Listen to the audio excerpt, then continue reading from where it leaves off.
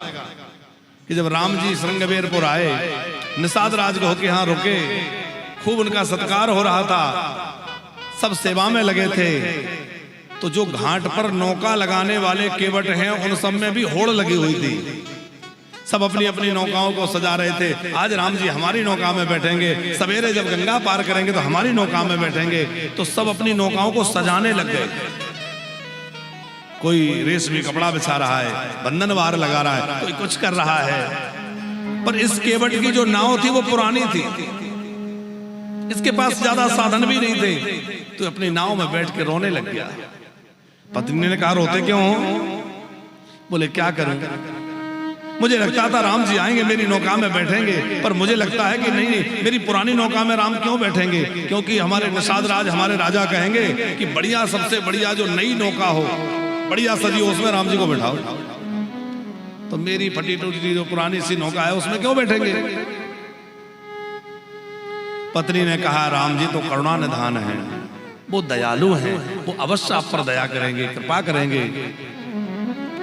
एक युक्ति है, आपके पास महाराज निषाद राज से लेने के लिए 2 वचन हैं, आप वो वचन मांग लीजिए।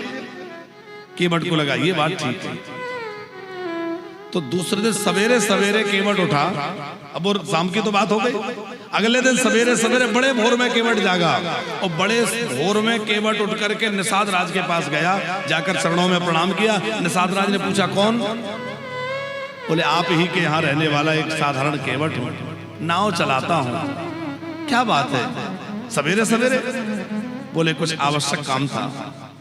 आप मुझे पहचानिए, एक बार आप जंगल में फंस गए थे, रास्ता भटक गए थे, भूख प्यास से व्याकुल थे, मैंने अपना जो पानी रखा था वो आपको पिलाया, आपके प्राण रक्षा की, आपको रास्ता दिखाकर जैसे तैसे बाहर लाया। केवट बोला हाँ, वो निषाद राज बोले हाँ मुझे याद आया।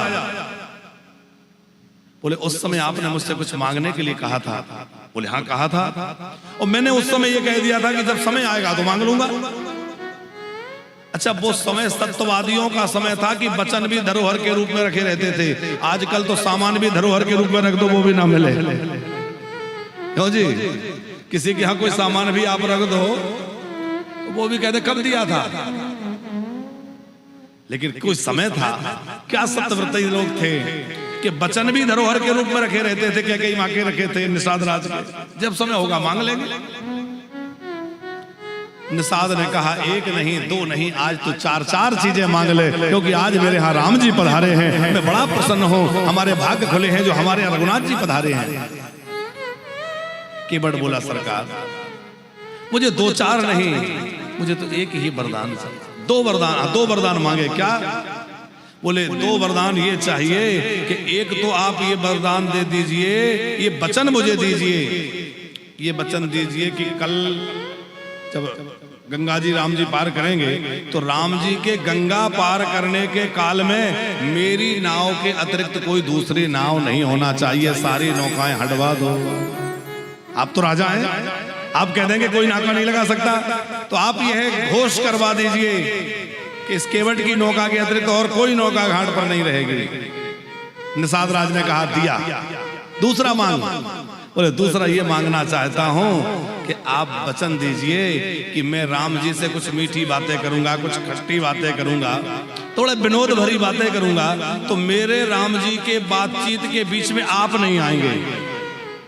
नहीं, आप फटकार लगा दे के अरे ये तो कौन होता है ये सब कहने वाला, ये हमारे मेहमान है, बिठाओ नौका में।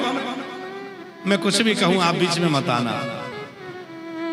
उसके भाव को, उसके प्रेम को, उसकी भावल दशा, आंखों से आंसू बह रहे हैं।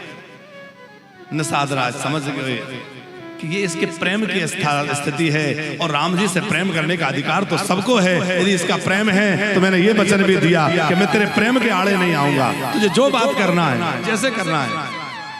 क्या आनंद है, दोनों वचन मिल गए। अब तो इठलाता हुआ, प्रेम में झूमता हुआ आया, पत्नी से कहा देवी तेरी युक्ति काम कर गई, आज मैं निहाल हो गया। अब ये पक्का हो गया कि राम जी मेरी ही नौका में बैठेंगे, और कोई नौका